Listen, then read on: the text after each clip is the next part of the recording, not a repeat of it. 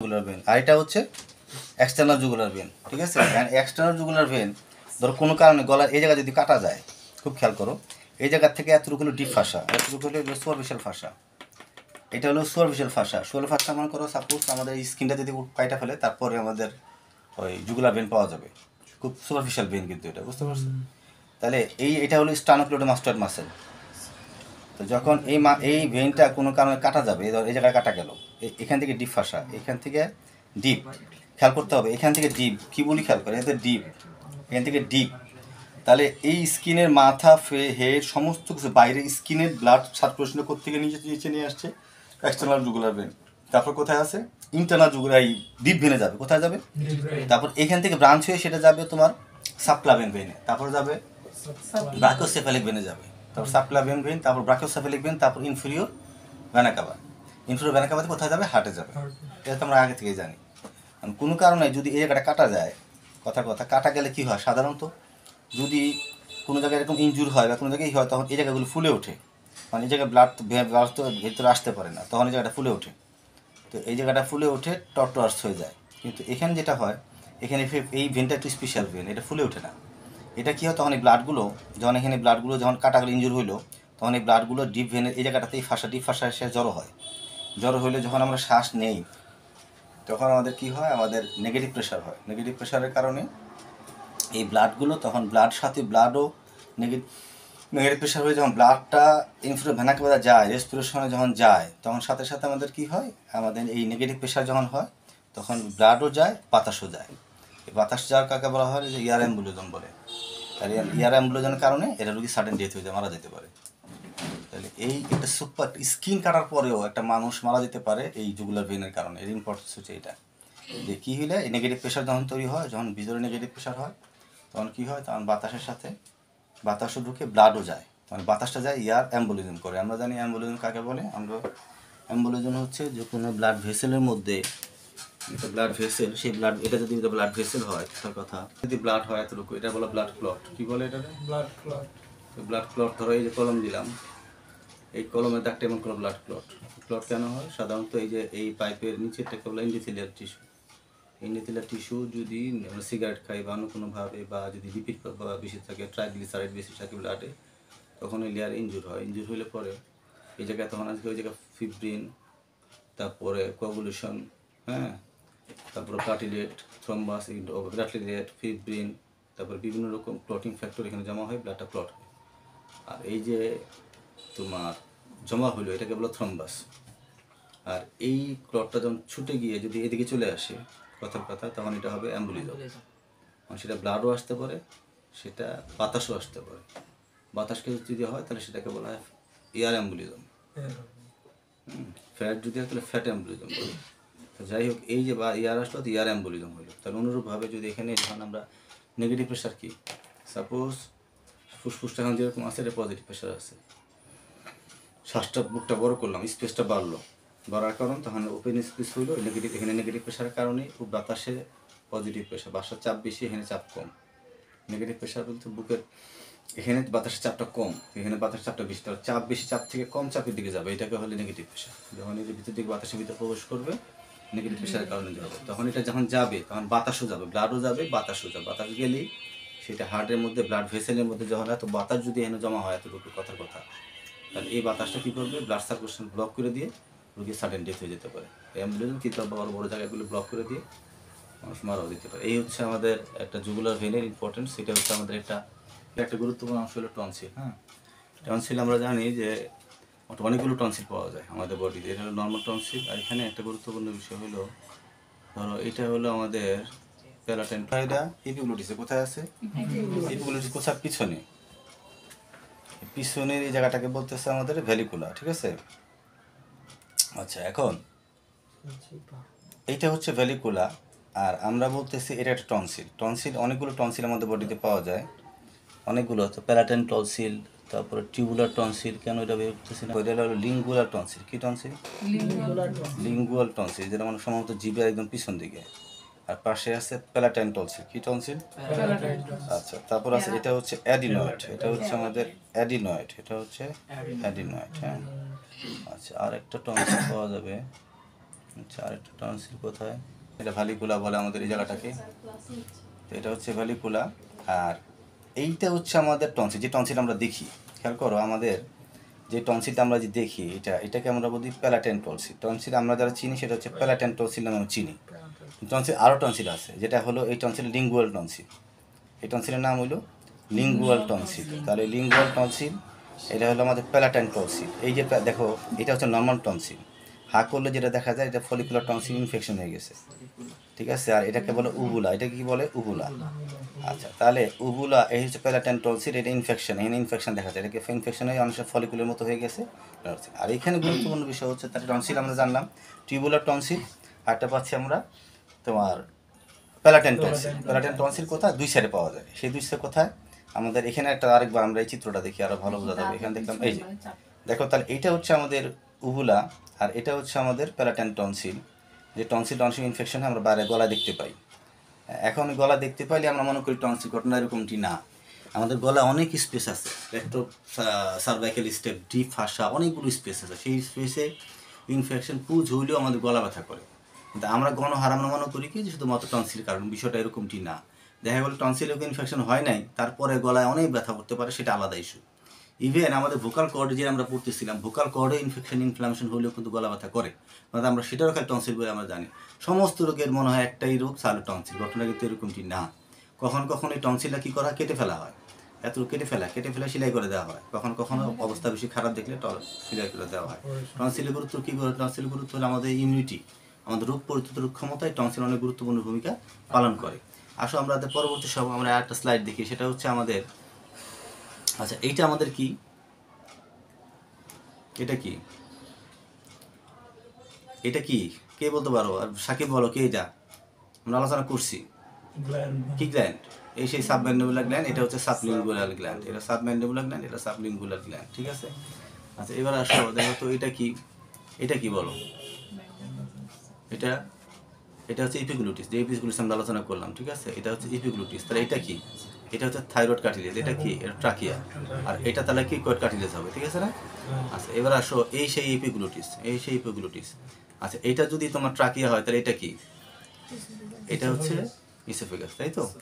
আচ্ছা, এবার দেখো যে এইটা কি হবে, খেয়াল করো। এইটা হবে আমাদের নেজোফেরিংস, এটা হবে ওরোফেরিংস, এটা হবে হচ্ছে ল্যারিঙ্গোফেরিংস। তাহলে এইটা এই মুখের জিভের থেকে উপরটা হলো নেজোফেরিংস, আর এখান থেকে এতটুকু হলো ওরোফেরিংস, আর নিচেরটা হলো ল্যারিঙ্গোফেরিংস, কি ল্যারিঙ্গোফেরিংস বলতে পারো। এই তিনটা ফেরিংস কিন্তু আমাদের মুখে রয়েছে, এটা কিন্তু খেয়াল রাখতে হবে। এখানে বোধহয় আসো, এটা নেজোফেরিংস, এটা হলো ওরোফেরিংস, আর এটা কি দেখাচ্ছে? এটা হাইপোফিলিংস বা ল্যারিঙ্গোফেরিংস, কোথায় কোথায় বলতেছে এটা আমাদের। তাহলে আমরা এই স্লাইড থেকে আমরা এগুলি দেখলাম। আসো আমরা সামনে যাই। যারা আমরা দেখলাম সাবলিঙ্গুলার গ্ল্যান্ড আর সাবম্যান্ডিবুলার গ্ল্যান্ড, আমরা দেখলাম সাবম্যান্ডিবুলার গ্ল্যান্ড, সাবলিঙ্গুলার গ্ল্যান্ড সম্পর্কে আমাদের ধারণা আমাদের হইলো, এই তো। তাহলে আমরা জানছি যে এইটাই এই পাশেই থাকবে আমাদের ওমোহায়োট, আমাদের পড়তেছিলাম ওমোহায়োট, আমাদের কি থাকবে? ক্রেস্ট থাকবে, যেটা ওমোহায়োট কি থাকে? মাইলোহায়োট আমাদের রিস থাকে। সেই মাইলোহায়োট রিসে কি মাসেল থাকে? মাইলোহায়োট মাসেল লাগে। যে মাইলোহাস কোথায় লাগে? এখান থেকে শুরু হয়ে কোথায় লাগে? আমাদের এখান থেকে শুরু হইলে, ধরো এখান থেকে শুরু হইলে শুরু কোথায় লাগবে? আমাদের হায়ার বোনে লাগবে, তাই না?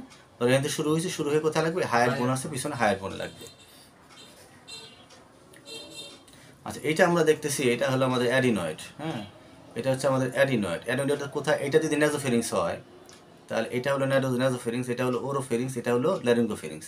তাহলে এইটা হলো টনসিল যদি হয়, তাহলে অ্যাডিনয়েড কোথায়? এখানে আছে, এই জায়গাটা, ঠিক আমার কার্সারের পিছনে, অর্থাৎ এই জায়গাটাতে। এইটা হচ্ছে অ্যাডিনয়েড, ঠিক আছে। আচ্ছা, এই অ্যাডিনয়েড যদি এটা হয়, তাহলে এখানে আমাদের যে এটা ছিদ্রটা নেজোফেরিংস ছিদ্র, তাহলে এটা যদি বড় হয়, তাহলে নাক দিয়ে বাতাসটা ঢুকে তোলটা টাকেতে যাবে। এখানে গুরুত্বপূর্ণ বিষয় হইতেছে, গুরুত্বপূর্ণ এদিকে কথা বল, এদিকে খেয়াল করো।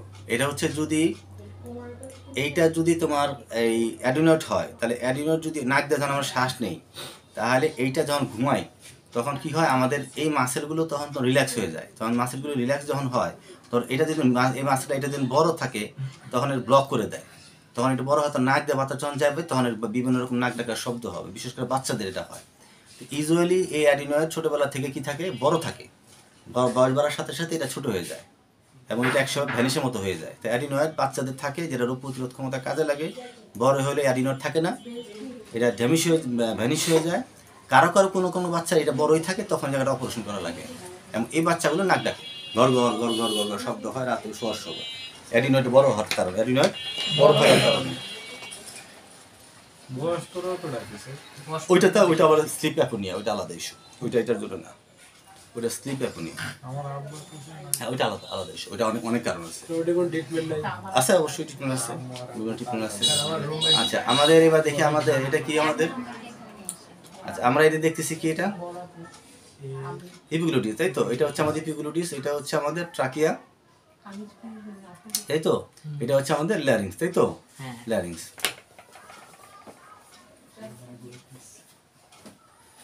আচ্ছা এই চিত্র আমরা কি দেখতেছি? এই চিত্র আমরা দেখতেছি এটা কি, এটা হচ্ছে আমাদের এপিগ্লোটিস, এটা হচ্ছে আমাদের এপিগ্লোটিস।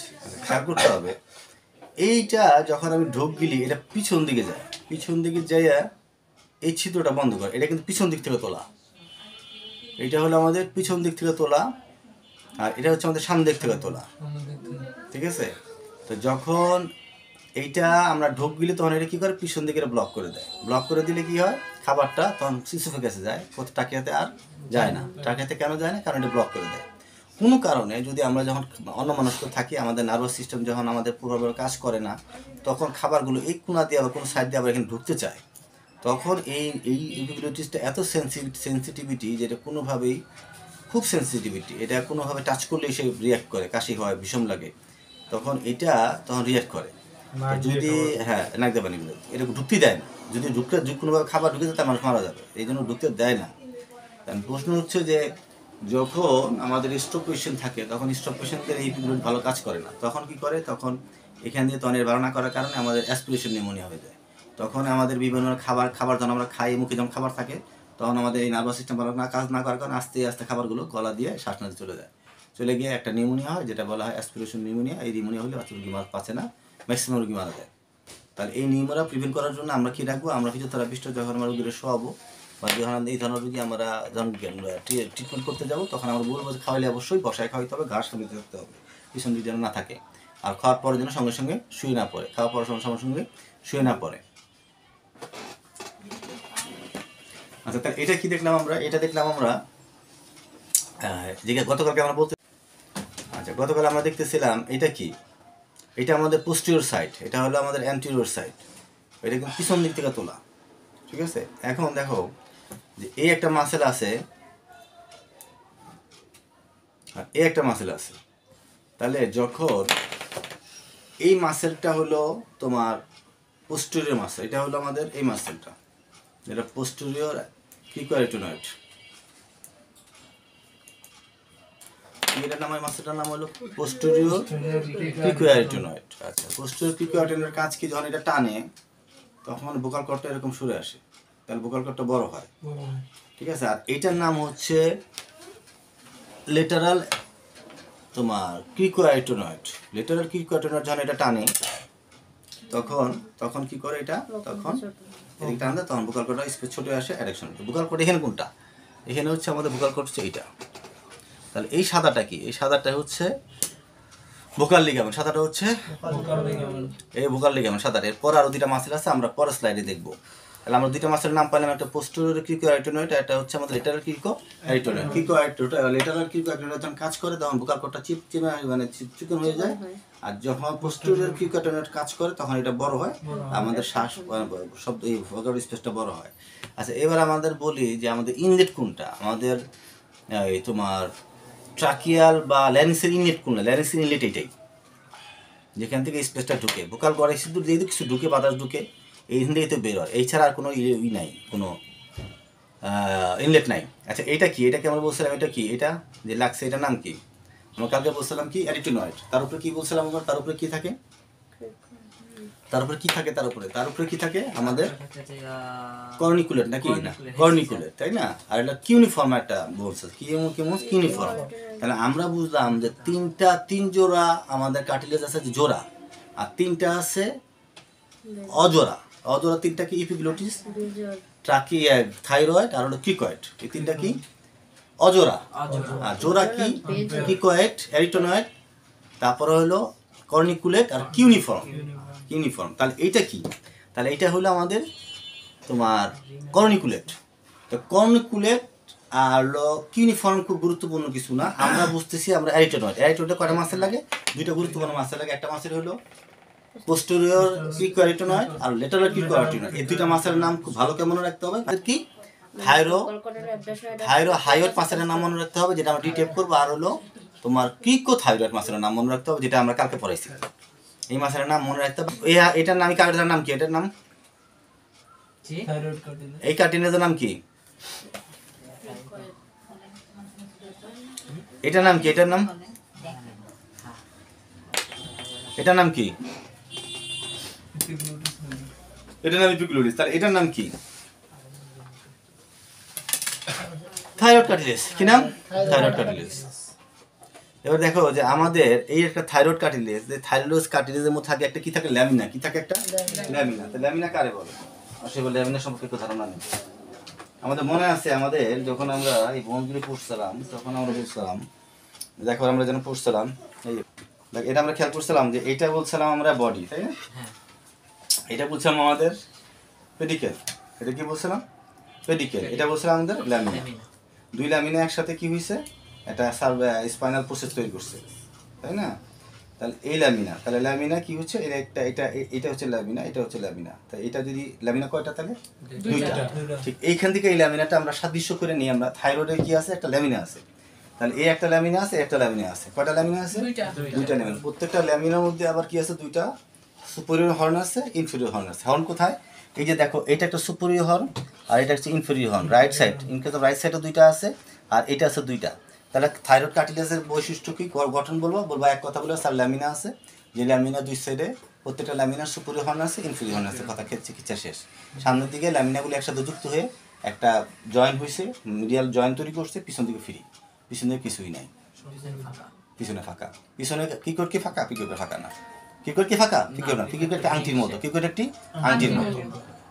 এই কথাবার্তা একটু কিছু। আচ্ছা, এবার আমরা দেখি এই জায়গাটা দেখো আমরা, সেই আমাদের এটা কি? এটা কি বোনস? সেই অ্যারিটেনয়েড। এটা কি? কর্নিকুলেট, তাই না? এটা হচ্ছে অ্যারিটেনয়েড আর এটা হচ্ছে কর্নিকুলেট, ঠিক আছে? এবার দেখো যে এইটু গভীরভাবে চিন্তা করে দেখো যে এখানে সেই কাহিনীটা বলতেছিলাম। তাহলে এই মাসেলটা কি? এই মাসেলটা সেই পোস্টেরিয়র পিকো অ্যারিটেনয়েড। পোস্টেরিয়র পিকো অ্যারিটেনয়েড। এই বোনসটা কি তাহলে?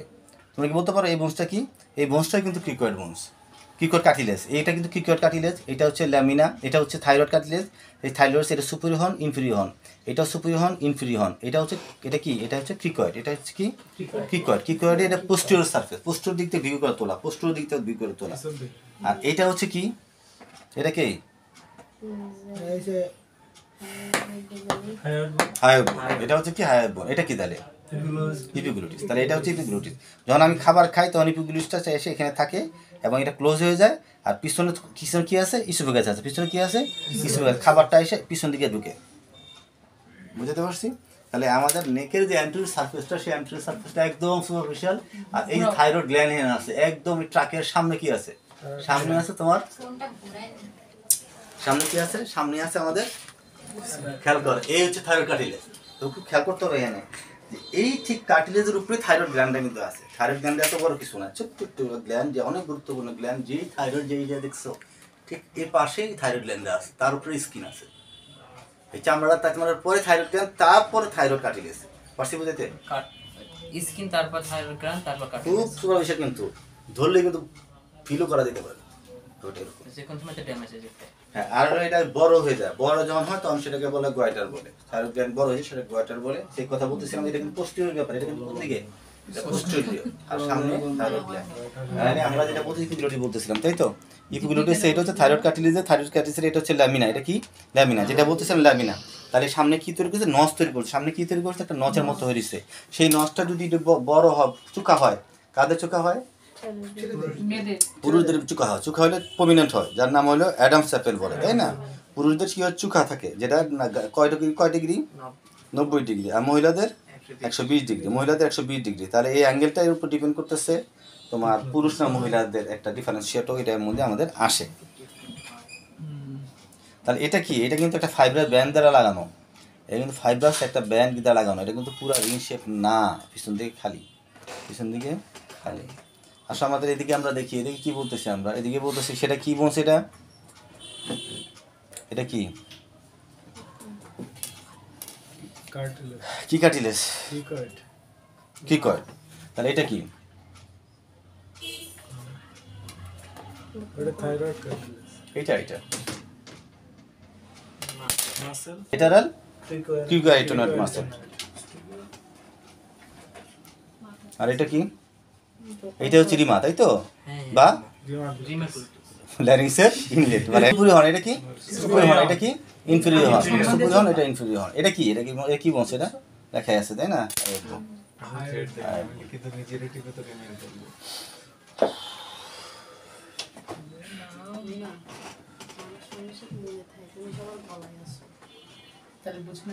দেখেন আরেকটা বোনস আছে আমাদের, শোনো, আরেকটা কার্টিলেজ আছে বুঝছো, সেই কার্টিলেজের নাম হলো কিউনিফর্ম। এটা বলছি কর্নিকুলেট, ক্যারিটিনয়েড, কর্নিকুলেট আর হলো কিউনিফর্ম, তাই না। এটা মনে রাখা দরকার নেই, পরীক্ষা ধরা হবে না, জানা বলা এটা কি কিউনিফর্ম, এটা কি। তাহলে এই সেই নস, তাই না, যে কথা আমরা তখন ধরে বলতেছিলাম, তাই না। এটা কি কার্টিলেজ, এটা থাইরয়েড কার্টিলেজ। তাহলে এই ট্রাকিয়াটা উপরের সাথে কার সাথে লাগে, ট্রাকিয়াটা উপরে, ট্রাকিয়াটা উপরে কার সাথে ওপেন হয়, ওরোফ্যারিংসের সাথে ওপেন হয়। নিচে ট্রাকিয়ার কথা, ল্যারিংসটা উপরে কার সাথে ওপেন হয়, তোমার ওরোফ্যারিংসের সাথে, ওরোফ্যারিংসের সাথে, তাই তো। আর নিচে কার সাথে লাগে, ট্রাকিয়ার সাথে। জয়েন কিসে, উপরে তো ওরোফ্যারিংস, নিচে কি ট্রাকিয়ার সাথে করতে হবে। এই জায়গায় থাকে। তোমরা খুঁজবা কিছু না, তোমরা খুঁজবা তোমার অ্যাডাম চাপেল খুঁজবা, ঠিক আছে। এই অ্যাডাম খুঁজলে এটা জয়েন্ট শেষ কোনটা দেখবে, শেষে জায়গা, তারপর যে জায়গায় আঙুলে গর্ত মতো লাগবে সেটাই কি কয়। আর এখান থেকে মাসেলটা লাগে, এই মাসেলটা হচ্ছে তোমার কি muscle, Kiko thyroid, Kiko thyroid horn তো পাশে আছে। এটা কি সুপেরিয়র হর্ন, আর এটা নিচেরটা ইনফেরিয়র হর্ন আমরা আছে।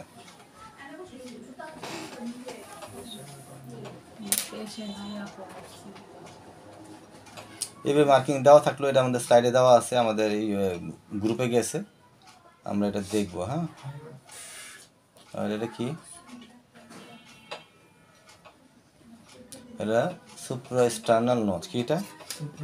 কখনো কখনো ধরো এই জায়গাতে ব্লক হয়েছে, কোনো কারণে সমস্যা হয়েছে, তখন কখনো কখনো এই জায়গায় ছিদ্র করে, ট্রাকিয়াতে ছিদ্র করে একটা বাইরের থেকে বাতাসের স্পেস করা হয়। ধরো কোনো কারণে মুখে কেউ শ্বাস নিতে পারতেছে না, ঝামেলা হচ্ছে, তখন এটা ছিদ্র করে দিয়ে, পাঞ্চ করে দিয়ে একটা বাতাস, একটা ওপেনিং করে দেয়, বাতাস এখান থেকে ঢুকে, তখন নাক দিয়ে ঢুকে না, বাতাস কোথেকে ঢুকে, সুপ্রাস্টার্নাল নোচ দিয়ে কোথায় ঢুকে,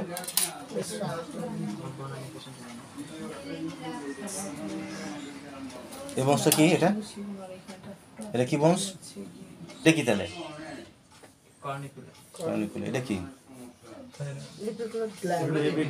এটা কি, এটা কি, না না এটা কি কয়েড, এটা এটা কি, কি কয়েড, এটা কি,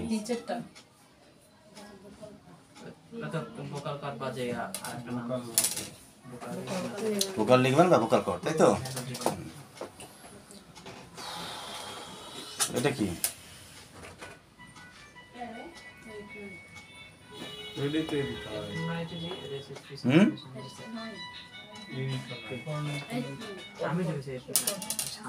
কি এটা, এরিটোনয়েড।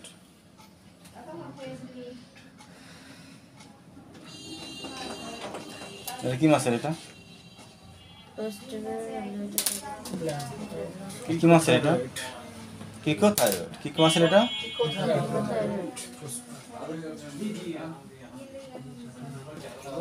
এটা কি, ভোকাল কর্ড।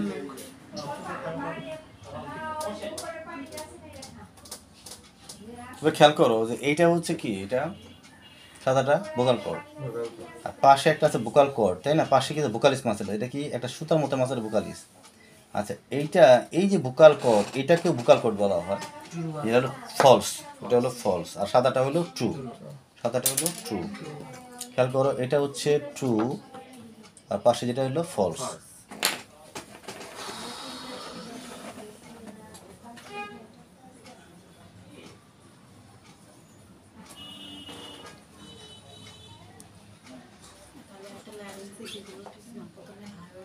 এটা কি বোনস এটা?